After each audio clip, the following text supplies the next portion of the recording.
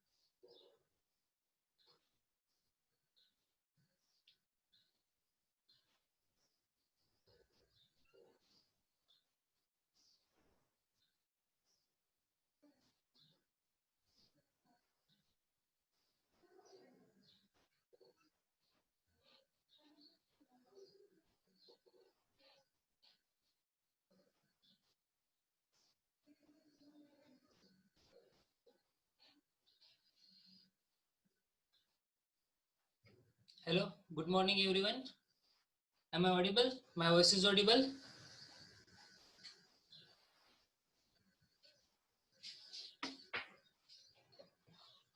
Chalo, we will begin our lecture. Uh, at first, we will discuss whatever the things that we have learned in the previous lecture, whatever the things that I taught to you in the last lecture. We will revise it some part of that particular lecture, and then we will proceed for the next part of our chapter. Additional part that I am going to discuss with you, and which is required while working on the site. So basically, we have started with the this particular part. We called it as a field supervision functions. Uh, Now, actually, what is the role of the supervisor? Then, what is the role of the project manager? What is the role of the engineer? What is the role of the project, your superintending engineer, chief engineers, that is government authorities? What is the role when you are working on a site and you are working in a private company? So, what are the expectations of that particular company from you whenever you are working on the site? It may be your scheduling work, it may be your centering work, it may be your shuttering work, it may be concreting work, it may be designing work, it may be part of RCC consultant, it may be anything. Whatever you are going to do over there, whatever the part or whatever the topic that you are going to learn, whatever the work that you are going to cover up over there, you need to prepare some planning, you need to have some management with you so that you can execute your work without any delay and with success along with accuracy. Now, in the as per the present scenario in the market, our work should be accurate, our work should be of good quality, and our work should be of that much what we can concise. In a concise manner we are going to do it with accuracy. Whatever the design we are having, we are going to execute the work in the same manner. Whatever the drawings that we are having, we are going to take the measurements correctly, and then we are going to execute the work in a way that we have decided. So without any further delay, I'm going to begin with this particular part, field supervision function. At first, I just want to remind some of the things, whatever that you have learned in the last lecture. So we have started a previous lecture with this particular part. We called it as role of supervisor. And what is the role of the supervisors? We are just revising in a short while. So first role of supervisor is the site clearance. So whatever the supervisor is nothing but it may be a contractor or it may be an engineer. Basically, supervisors are directly junior engineers, whatever junior engineers, they are recruited. These are nothing but our supervisor. They are playing the role of supervision. So our first role is the site clearance. Then for the site clearance, what we require some machineries or manpower. It may be with the manpower or it may be by using the machineries. So planning the machineries like JCB, tractors, then manpower resource planning. Whatever the manpower that we are having, we need to make a good plan for that particular manpower which is available. So in the manpower, again, we are going to distribute or divide our work into the two categories. Generally, while working on the site, you are dealing with the two basic categories of the manpower, that is skilled labor work and unskilled labor work. So what work will be done by the skilled labor work and what is the role of the unskilled labor work? And again, into that two categories, we are dividing it as a male skilled labor, female skilled labor, or male unskilled laborers and female unskilled laborers. So whatever the petty works, we called it as a smaller works, where just to take a just to take a cement bag over a height of 1 meter, over a height of 10 meters, over a height of, it may be a first floor, second floor, 10th floor. So some unskilled labor work we are going to use over there. Some skilled labor work we are going to use there. So distribution of work among themselves is properly planned, and we need to prepare that plan also, and we need to execute that plan as per the whatever the plannings that we have done. So manpower resource planning. Again, in the manpower resource planning, one can focus on the efficiency or the utilization of that particular manpower. That is again very important to utilize that particular manpower in a well manner. Otherwise, you have the all skilled workers, but still you are not going to finish your job on that respective day. It may be working 8 hours, it may be 10 hours, but still you are not able to complete your job. So that means you are going to fail somewhere in the planning. So again, though you are having a skilled labor work, you are having plenty amount of labor works with you, plenty amount of machineries with you, but if you don't have a proper planning, then definitely you are not going to complete the target which you have set for that particular day. So again, manpower resource planning is very important. Then obtaining the maximum efforts from the deployed sources. As I said earlier, whatever the sources you have deployed, it may be machine, it may be particular labors, it may be any other source. Whatever source you have deployed, deploy means you have involving them to work on that particular site. You need to get maximum efforts, or you need to get maximum benefits, you need to get maximum output, daily output from that deployed sources. So that is again one of the role. Then placement of the required machinery like concrete pump, hoist at the right location in the site premises. So again, if you have a very congested or stipulated area, congested area, then placement of the required machineries like the concrete pumps or the hoist, it should be located exactly at the right position in the site premises. Why it is required? Because if they are placed at somewhere at a longer distance and you need to carry your concrete at a fifth floor, then how you are going to carry it? So for carrying that particular concrete, you require the hoist arrangement, you require the bucket for that particular concrete, you require a mixer. So this must be placed exactly at the right position. What that position? The position may be from where you can take your material, you can lift that particular concrete from that ground floor to the fifth floor very easily or conveniently. Okay, so that is nothing but the right location that you need to identify. Then next role we have discussed is allocation of the required sources at all areas. So whatever the resources that we are having, so we have to allocate that required sources at all the areas in the on the construction site. Then setting out of the block plan and building markings. So after site clearance and all basic things, your work get started, and you are going to set a particular block plan that we called it as a building line. It may be you are going to begin that work with the excavation lines. Okay, so that you are going to do. Then preparation of the work done bills. So whatever the work done, which is done, whatever the work which is done by the laborers, which is done by engineers, consultants, any done by the owner of any machine, any person who is working on that site and who is dealing with that particular construction activity. So you need to prepare the work done for the bills. It is not related with, it is also related with the manpower, that is labor. Work done bills for the work done is related with the manpower as well as the machinery that you are going to execute or you are going to use on that particular site. Then arranging barricading. Again, as I said in my previous lecture, prevention is the most important thing, safety. So whenever you are going to start the work, safety is at most of importance. So we have a safety engineer on the site. You are going to see in most of the big projects, you are going to see this safety engineer. That is mandatory. As per the our IS code, where it is mandatory for us to have a safety engineer or to have a safety manager on the site, so that he will provide you all the guidelines related to the safety of that particular labors or the safety of the machineries which are available over there.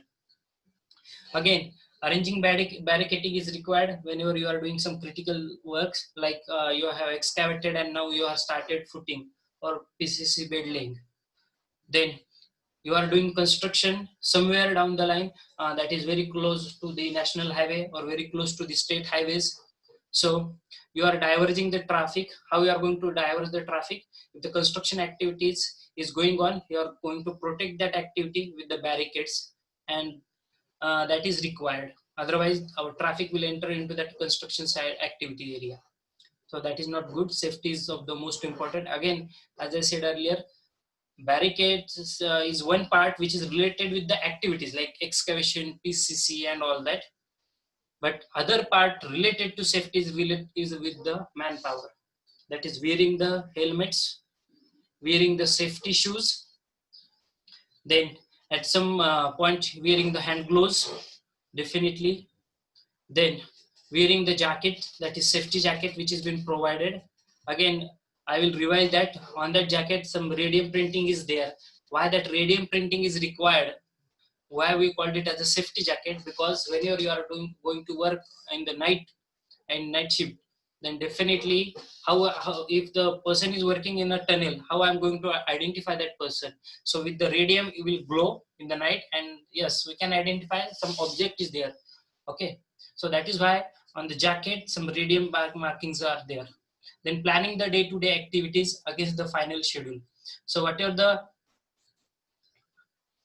final schedule you have prepared, so planning of that particular day-to-day activities, as I said, every day for a civil engineer who is working on the site, every day it is required to prepare the scheduling of each and every day. That we called it as bar chart scheduling. That means, suppose today is 7th of July and I have started my work exactly at 10 a.m. in the morning. So yesterday only I have the plan with me that tomorrow morning at 10 a.m. I am going to start this particular construction activity, and at the end of that is around 5 o'clock in the evening, I am going to finish all these activities. It may be work related with the excavation, work related with the concreting, PCC, slab casting, reinforcement, any other. So whatever the activities you are going to perform while working on the site, for that particular activities, you need to have the proper schedule. That we called it as a scheduling. I can share my personal experience. Yes, whenever I was working on the site, every day we have to prepare the scheduling. Before the next day, on the, we have to prepare the schedule for the next day. That means tomorrow I am going to complete column work. Tomorrow I'm going to work, complete concreting work. It may be shuttering, centering related work. It may be design part related work. It may be work done which is related with the bills, accounting, that is finding out the quantities and preparation of the bills, whatever the activities. So day-to-day planning is very important. If you have the good planning, day-to-day activities, then you are going to complete that particular work in the stipulated time. Then recording of pre and post levels of each individual activities. So whatever the individual activities that you are going to begin, it may be your excavation or any construction activity, you need to have a proper record of the beginning of the work and end of that particular work, or intermediate level at the 3 stages, at the beginning, at the intermediate, and at the post, that is at the end levels of each activity. You should have all the records. Then excavation for the footings, checking the depths of footings, excavation, and ascertaining the bearing capacity of the soil by sending samples to the lab. It is very important, being an engineer, your role is to supervise that particular site. So checking the depths of the footing excavation and ascertaining the bearing capacity of the soil.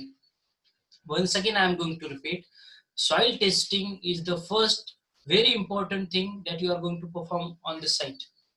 So whatever the nature of the soil, at first you are going to visit the soil and then you are going to see, yes, sir, this is the black cotton soil which is present over here.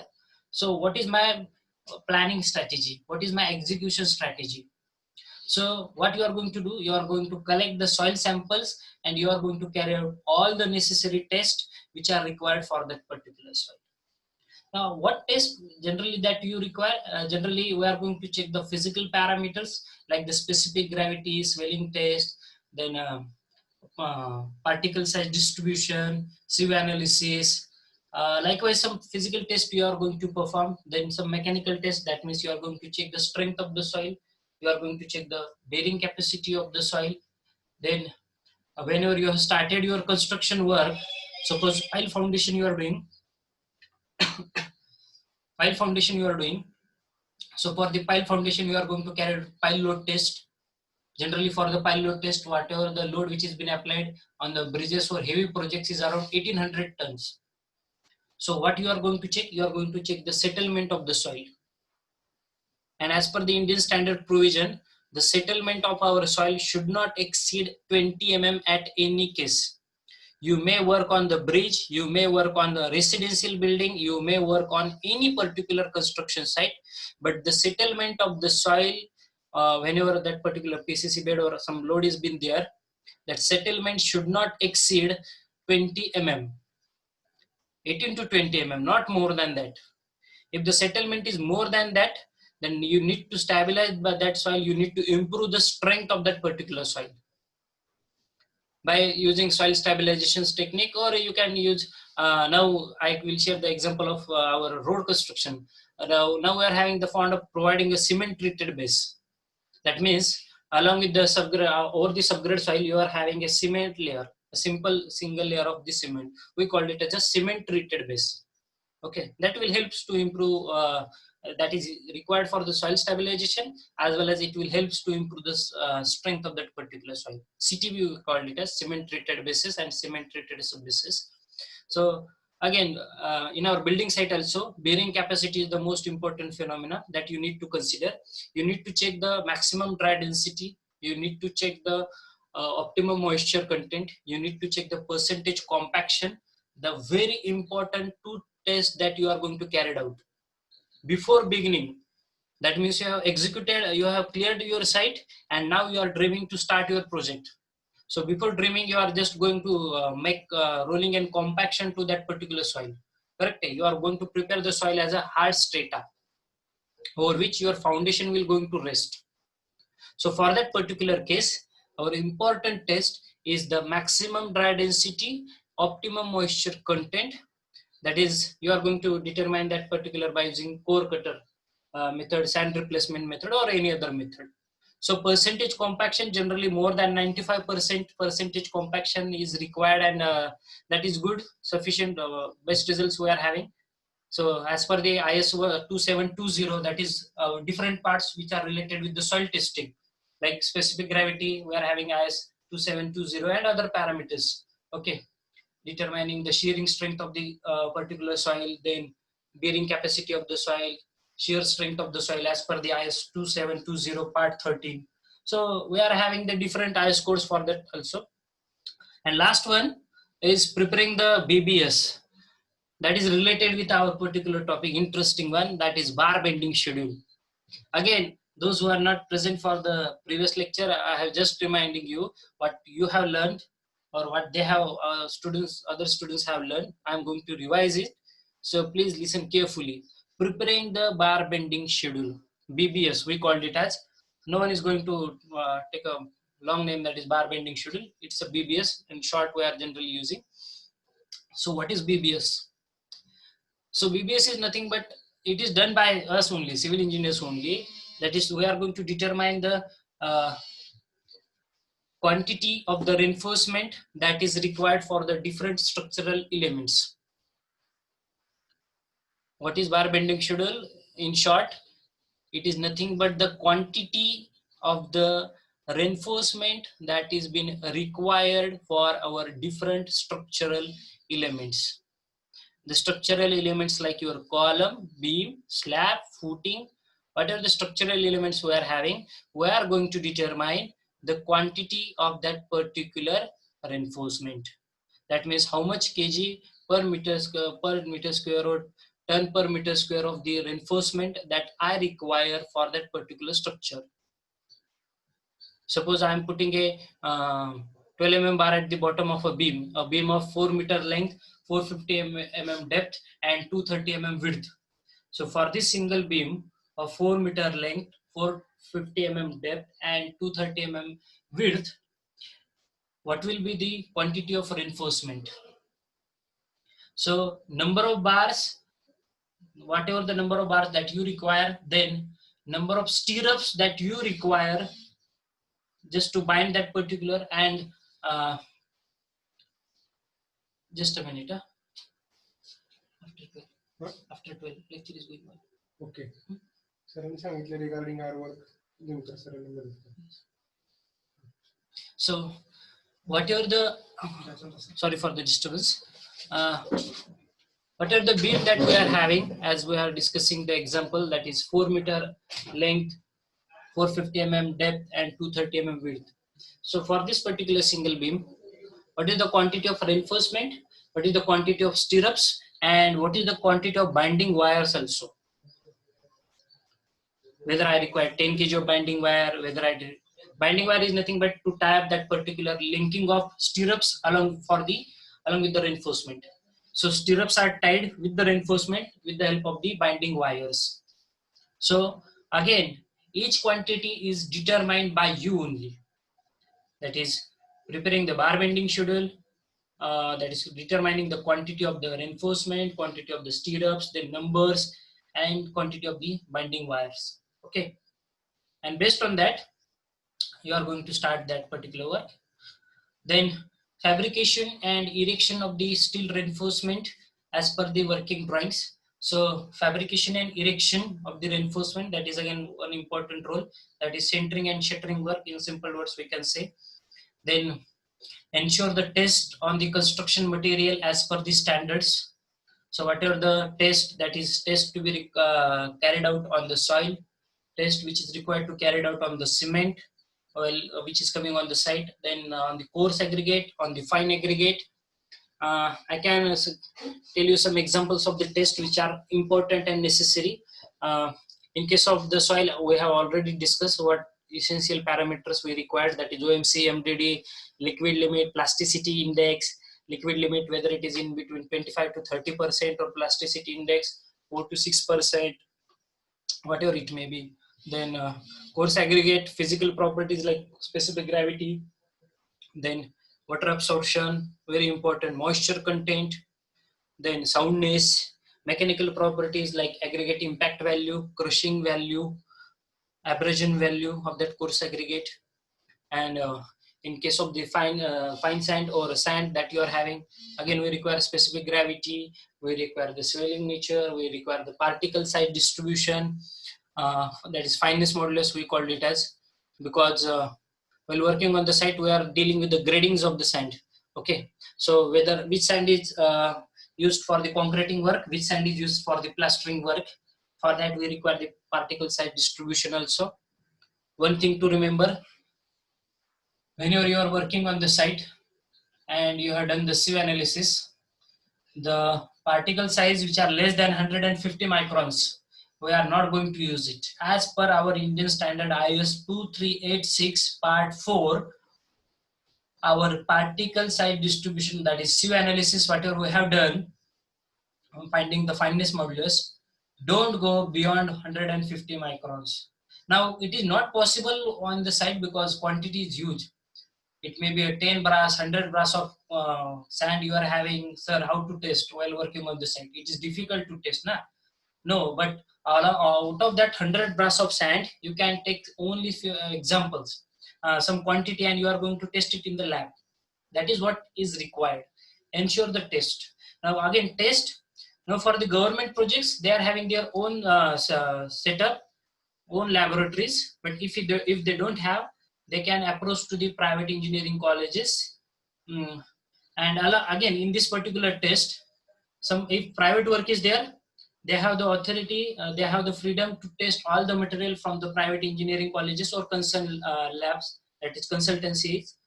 But in some of the government projects, 50% they have to test in their lab, 20%, 30% they have to test in NABL accredited labs, and 20% they can test in in any private engineering college where all lab facilities are there. So again, test, whatever the test that you are going to conduct, you should know such rules and regulations. Then prepare the stage passing over the pour cards concreting. As I said, concreting and its scheduling, how much quantity is required for which work we are using that concrete, how much quantity of the concrete we are using. So concrete pour cards, that is been required. When that concrete came from the RMC plant, what is the exact date and time, what is the properties of that concreting. So pour card, I have the chart in this particular presentation. I will share it with everyone in our upcoming few slides. Then shuttering erected and level as per the working drawings. Then cover to reinforcement provided to all RCC element. Very important. Clear cover we called it as cover to reinforcement provided to all RCC element. Now what is this cover and how it has been provided to RCC elements? Just we will see. Then monitoring all the activities per day schedule, already we have discussed.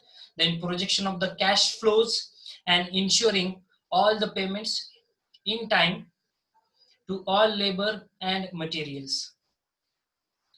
So projection of the cash flows and ensuring all payments. Whatever the expenditure which is going to happen on the site, whatever the payment that you are going to give to the laborers or to the some contractors, you have purchased some material or you have purchased some machineries on the rent. So whatever the payment that you are going to do it, you have to prepare the record of the same also. Once again, I am going to repeat, for every project we are having account audit, we are having structural audit, we called it as. In the structural audit, basically we are testing the strength and other parameters in some odd percentage. But whatever the audit which is going to happen for every project, and in the month of March, you need to submit all the bills, all the record of each and every single rupee. Each and every single rupee. You need to have the expenditure details with you. साधा एक खेळा जरी घेतलाय तुम्ही site वरती, तर त्या खेळाचा सुद्धा हिशोब तुम्हाला ठेवावा लागतो. बाइंडिंग वायर किती किलो घेतलेली आहे त्याचा हिशोब लागणार. ठीक आहे. Each and every expenditure, small expenditure also. Then curing system to be provided to ensure the effective curing. That is again role of the which type of curing you are going to provide, whether it's a gunny bag you are using, you are watering, like the person we called it as Bhisti, who is going to sprinkle the water on the construction site. So Bhisti is there, or any other person. So curing or whether you are using some super absorbers. So what technique we are going to do for the curing, that you need to ensure. Then work method statements for all the activities which is obtained from the different vendors, and ensure the approvals from the concerned authorities. Then acceptance test and registers, third party auditing, that we have already discussed. Now see some pictures that I have included in this particular presentation.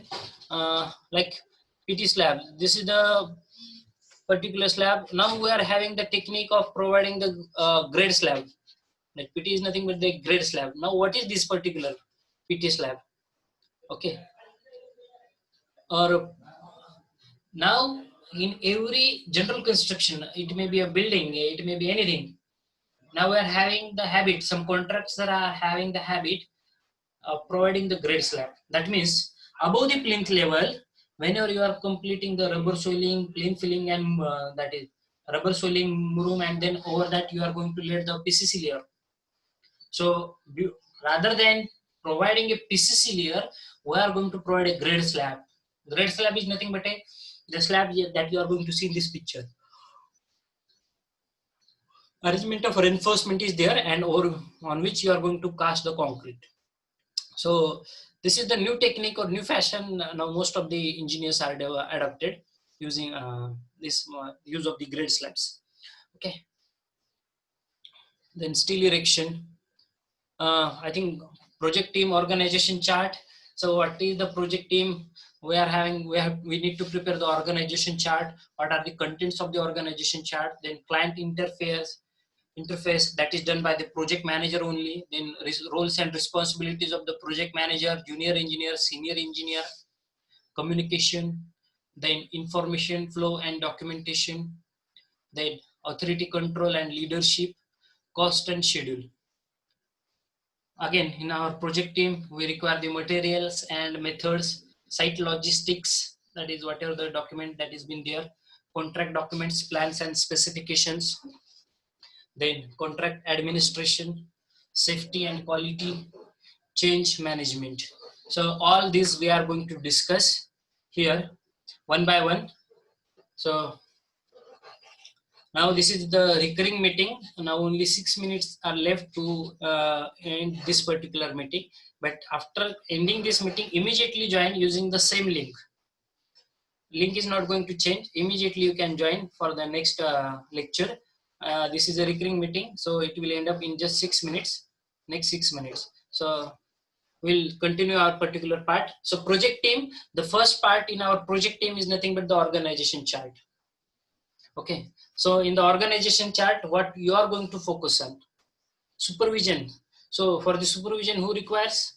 You require the junior engineers, senior engineers, or the project manager, who is take control of the overall site or the project. Okay, including project engineer. Then general labors, subcontractor team, contractors like centering contractor is there, shuttering contractor is there, painting contractor is there, plumber is there, plumbing contractor is there, electricity contractor is there, electrical engineer. Now electrical work is not assigned to any electrical engineer, any electrical contractor. You should have a government approved license for execution of the electricity work. Please remember, no electrical contractor, local electrical contractor will do the work. It will depend on the relations also, because that is the part which we are going to neglect and we are not considering. Like smaller work, we are having own land, we are developing it, and one of our friend is electrical engineer, so we can assign the work of electricity, providing electricity to him, but at the lower level. But in the big projects or in the government projects, if you wish to take contracts of the electrical work, you need to have a registered license. Okay, then and then only you can take that particular work. So project engineer, which requires field engineers, project engineers, quality control engineers, then purchasing agent, vendor, supplier expertise, information control, payment and the cost. Now again, the project engineering, our first head authority is our project engineer, project manager, we called it as.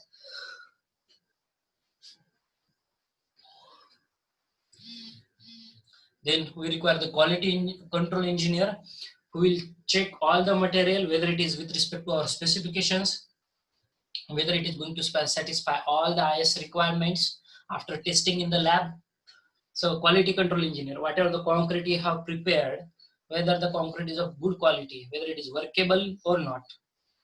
Then information and control, just to supply, just to communicate the information to the subcontractors on the payment and the cost. Generally, this term is related with the billing engineer, okay, who is going to take a hold of accounts.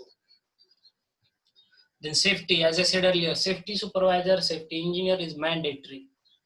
And then office manager, secretary, some clerical, we require accountant, clerk for the personal work, office works uses. So organization chart includes all such things. Now role of project manager, one day definitely everyone is going to become a project manager. After gaining a lot of experience while working on the site, maybe after 5 years, definitely you will have the command, you can take a project in your hand and you will be the project manager for the same. So roles and responsibilities of the project manager. First is main client interface. As I said earlier, project manager is nothing but that person who is going to handle the customer, or the who is going to handle the client, as well as is the mediator between the client and that particular company. Whatever the respective company in which he is working, the company has assigned him that particular project completely on his shoulder. So his role is to play, he is nothing but a mediator between the company and the client. So passing the messages, controlling, take overall the coordination of that whole project, assigning the projects to the different subcontractors, controlling the project and completing the project in the stipulated time without any hurdles, without any delay, without causing any damage, with success, with good quality in stipulated time. So that is nothing but the major role which is played by that particular project manager. So he is nothing but a mediator between the our main client and the concerned company. It may be government, if a it may be government, it may be semi-government authorities, it may be your private companies, it may be your PMC. So he has to manage everyone. PMC is authorized by your municipal corporation, or it may be your Mahanagarpalika, Jilla Parishad, whatever it may be. So PMC, that is project management consultant. What is his role? He is going to look after what work, actual construction activities which are going on that particular site. He is not the employee of that particular company. Yeah? Please remember, PMC is third person. Our company is first person, and the client is the next one. Client engineer is different. Project management consultant is different, and our project management is different. Okay, so major role is the main client interface. Next role, risk management. So whatever the things that, just a minute. Okay, we are having 40 seconds also. So whatever the risks which are associated with that particular construction site, you need to check the risk factors and you need to prevent that particular factors. That is safety of the labor, safety of the machinery, safety of the overall construction site, from the natural hazards or from the artificial hazards, it may be. So risk management.